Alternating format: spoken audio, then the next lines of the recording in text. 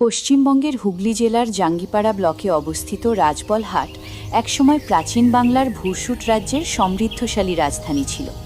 ষোড়শ শতাব্দীতে মহারাজা রুদ্রনারায়ণ এটি শাসন করতেন।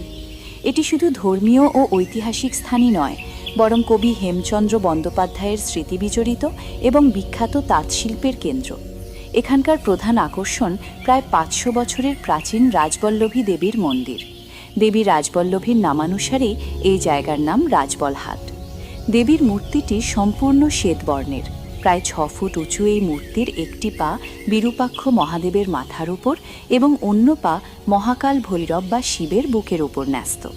ষোড়শ ও সপ্তদশ শতকে আজকের হাওড়া ও হুগলি জেলার বিস্তীর্ণ অংশ জুড়ে ছিল ভূসুট রাজ্য।